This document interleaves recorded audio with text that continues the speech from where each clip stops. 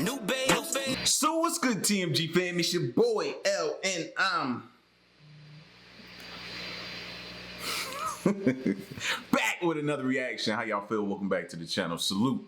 So listen, man, we are about to watch. Shout outs to the most amazing top 10s, by the way. But we're back with another episode, another part to the series of the top 10 scary human experiment stories, right? Where they talk about humans, people being sacrificed, used for the sake of science, pretty much, basically for the sake of advancement. Let me put the air quotes up there, right? They're using us like field mice and different things. They're experimenting on us, bro. I'm trying to drive that point home to let y'all know to be careful, bro. Remember back in the day where you would hear about people talking about, yo, they're paying such and such in the paper. They're paying this amount of money, man, for social experiment or human experiment with this type of drug and this type of drug like that. And people who were low on money, they did that. You don't hear about too much of that anymore. As a matter of fact, I don't know where they advertise for stuff like that, but I'm sure one thing, they still do it. Whether voluntarily or involuntarily, they still do it. So, you know me, I'll get off on a tangent, man. So we're going to get to the video. If you're new to the channel, man, welcome to the fam. Welcome to the mob, the TMG fam mob, bro. Blood in, blood out, gang, gang. Once you in, you win. You know what I mean? Once you in, you win. Just know that. And once you in, we need everybody. And I be seeing it, bro. I be smiling every time I see it. Everybody in the comment section, join in with them, man. Find that thumbs up button on the screen and run the likes up, baby. Let's go. Welcome back, everyone. This is one of those videos where I try and do a cheery introduction to keep you interested, but then I'm also very aware of what is to come in this video. You might be too. This is another part in our series where we delve into shocking stories of humans using other humans to further their scientific knowledge. There are laws all over the world now against human experimentation, but over the years, this hasn't stopped some people. Let's see if you can handle this. My name is Danny Burke, and this is the top 10 scary human... Right. Now, I'm not too familiar with the law, so I'm gonna probably go look them up, probably go down that rabbit hole when this video is over with, but trust and believe it's still going on. Experiment Stories Part 3. Hey guys, it's me, Danny Burke. I'm just jumping into here really quick to let you guys know all about a brand new channel that I'm in, Esports 1. It's gonna be all things esports with...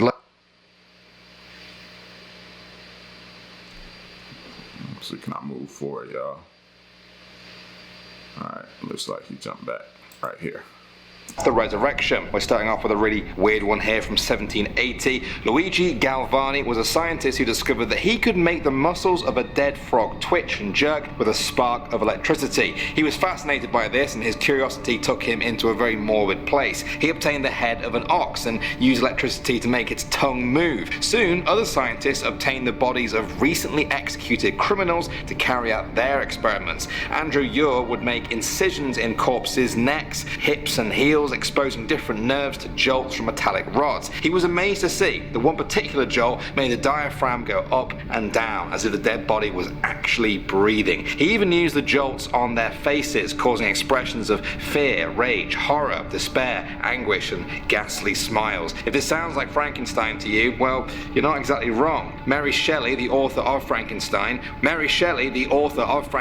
was well aware of these experiments. Some might say that Frankenstein is sort of an exaggerated version of these experiments. And that is why I continue to say to y'all, man, these movies had to come from somewhere. These ideas, granted, we have some deranged people out there. I'm not taking that away from nobody. There's some deranged people out there. But not all of these movies are just coming from imaginations. No. Some of these plots, some of these storylines, some of these movie scripts are coming from ideas from something they stumbled upon, saw different things like that, were made privy to. Yeah. Remember that, bro. Others say they are equally disturbing. Moving on to number 9 now, we have artificial blood. This one honestly made me squirm. In 2004, a story broke in Chicago about artificial blood being tested on people without their consent. You heard me right. Artificial blood, no consent. Paramedics were testing this experimental blood substitute on severely injured patients without their consent. Supporters of the product, known as polyheme, say it's safer and could save the lives of many of the nearly 100,000 people who Could. Y'all heard that word he used, could save the life. They don't know whether it will hurt you or help you. And they're doing that on you, bro. And you're in the back of an ambulance, so you're probably out of it in so much pain, you're not paying attention. When I was in the back of an ambulance, people weren't really paying attention to the saline solution I was grabbing out of the cabinet. They wasn't paying attention to me bleeding the line, making sure I got the air out of the line so I don't kill you. They were in so much pain, their hair was probably back and eyes closed or looking up at the sky or in fear of the needle, so not looking. Die of bleeding injuries every year in the US. They argue that they can't ask for the patient's consent because quite often they are unconscious or in shock. As a result, they were allowed to bypass the consent rules because their work comes under emergency life-saving research. Some patients' rights advocates disagreed though, saying it was a slippery slope to demolishing individual rights to experimental consent. They also point out that a higher than average number of people had died during similar studies with this thing. How would you guys feel if they tested this artificial blood on you without you ever knowing? Next up at number 8 now, we have the newborns. This is a shocking experiment that took place at the University of California in the 1960s. Researchers there wanted to study how blood pressure and blood flow worked on babies. They used 113 newborns in their studies, ranging from 3 days old down to just 1 hour. 1 hour old. In one experiment, a catheter was inserted through the umbilical artery of the babies and into the aorta. Then the newborns' feet were immersed in ice water so they could test the aortic pressure. Sounds pretty shocking, right? Imagine if this was your first experience on Earth. Well, amazingly, it gets worse. In another of the study's experiments, up to 50 newborns were strapped onto a circumcision board. They then tilted the board almost upside down so that the baby's blood rushed to their heads. Then they measured the blood pressure. Just the whole thing sounds horrible. Next up at number 7 now, we have the plague. This is the story of Richard Strong. He was a tropical medicine professor at Harvard who worked on a number of serious diseases. In 1906, while working as the head of Philippine Biological Laboratory, he tested a potential cholera vaccine on 24 men. Little did he know, though, that the vaccines had been accidentally contaminated with bubonic plague. If that disease sounds familiar to you, you may recognize it by another name, the Black Death. This is the plague that was responsible for wiping out somewhere between 75 to 200 million people across Europe and Asia. Somehow, Mr. Strong had injected this devastating disease straight into his 24 patients. 13 of them died. Moving on to number 6 now, we have digestion. On June 6, 1822, a Canadian man called Alexis St. Martin was accidentally shot in Michigan at a fur trading post. The bullet left a hole through his side, which eventually healed into a fistula, a hole into his stomach through the abdominal wall. An American army doctor called William Beaumont was treating him and had an idea. At the time, not much was known in science about human digestion, and Beaumont saw an opportunity. He could literally watch the process of digestion by dangling food on a string into the man's stomach, then later pulling it out to observe to what extent it had been digested. Are you kidding me? Are you kidding me? Nah, he's out of it right now. We're gonna go see what his digestion do, bro. Just put it on a string and just dangle it in there and leave it for a little while. It's like they fishing, bro. It's tight line fishing or whatever you call it, without a cork on it. And they just fishing. Then they bring it back up to see if anything is still on there. Is it dissolved? Is it chewed up? Is it are you kidding me, bro? How do you get the gall to try me like that? He should have ate it. He should have Hannibal Lecter his face if he'd have caught him. Ate his face, digested. Now you can watch your face go down my...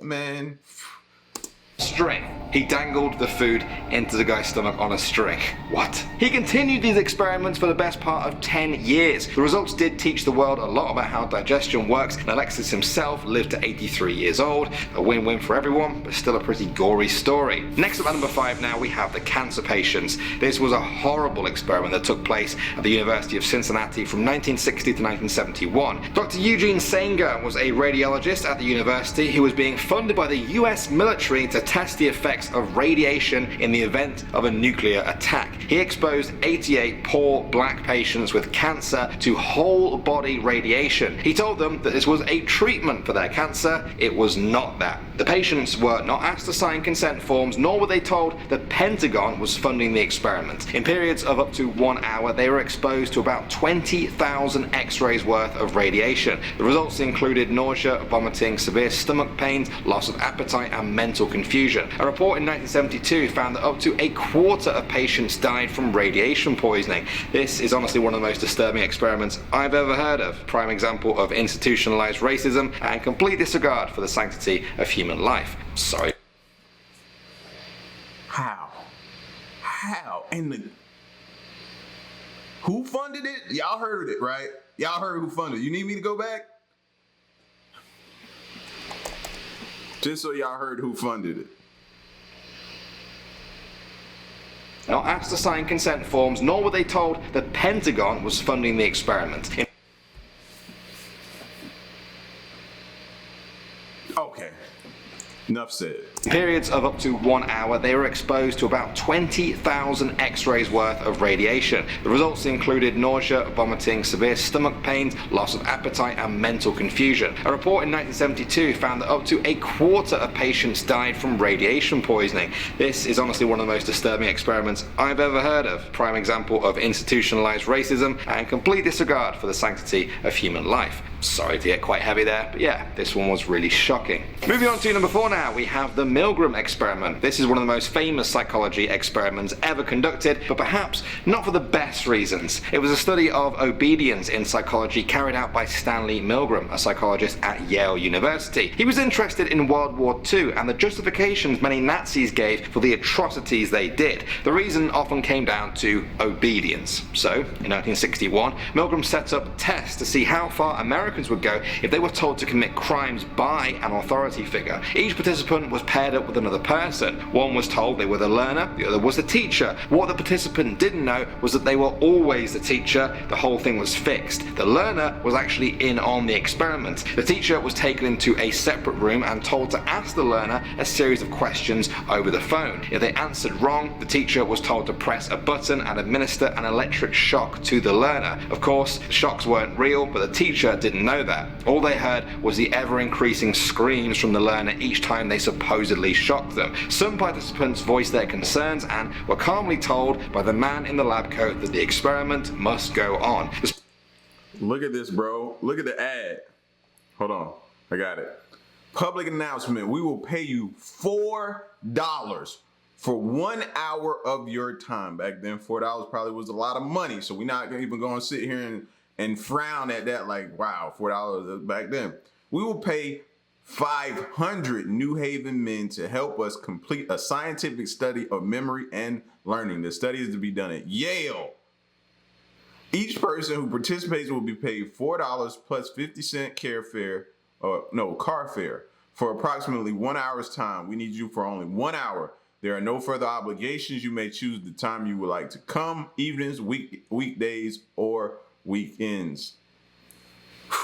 And were calmly told by the man in the lab coat that the experiment must go on. Despite never being told they couldn't leave, 65% of participants continued up to the highest level of 450 volts, by which point the screams had worryingly stopped altogether. It was a shocking insight into how obedience can drive humans to do terrible things, no matter where they're from in the world. Next up at number 3 now, we have boiling water. Before the Civil War, medical treatments were crude at best. During the 1840s, doctors Dr. Walter Jones thought he had found a cure for typhoid fever, pouring 5 gallons of boiling hot water onto bare skin. No prizes for knowing how that turned out. He carried out his treatment on slaves, which included a young man who was forced to lie down and endure the boiling water being poured on his bare skin repeatedly for hours and hours. As far as modern science is concerned, this is not a valid cure for typhoid fever, rather it was plain old torture. Tragically, Dr. Walter and his accomplices got away with it, mostly because the research was conducted on slaves. Moving on to number 2 now, we have David Reimer. This is the tragic tale of a Canadian man who was born as a twin in 1965. At 8 months old, he and his brother had minor medical problems involving their penises. The doctor botched the surgery though on David, burning virtually all of his penis off. At the advice of a psychologist, David's parents agreed to have him sex reassigned and made into a female through a combination of surgical, hormonal and psychological treatment. The treatment was plagued with cases of child abuse by his doctor, Dr. John Money. David was... Or Kevorkian. What the... Parents. No, not okay. Raised as a girl called Brenda up until the age of 14, whereupon his parents finally decided to tell him the truth. Over the next 7 years, David changed his name back to David and underwent treatment to try and reverse the reassignment. He had... Oh, this kid is all messed up in the head. Starts out a boy, then y'all tell him he's a girl just to revert the fact that he's a boy now? Talk about therapy. Parents. I feel bad for him, man. You can't choose your parents, love. You can't choose your parents. That sucks. Had a troubled life afterwards though, mired in personal tragedy, including the suicide of his own twin brother. When his wife left him in 2004, he took his own life at the age of 38. And finally, number 1 now, we have psychic driving. Dr. Donald Ewan Cameron was a scientist behind one of the most disturbing brainwashing experiments ever. The CIA funded his research. They wanted to find ways to wipe a person's memory clean and even implant new memories that they thought were their own. The patients thought they were being treated... What movie? Get Out. Remember? Get Out. He's trying to send him to the sunken place. And he had to live in the sunken place.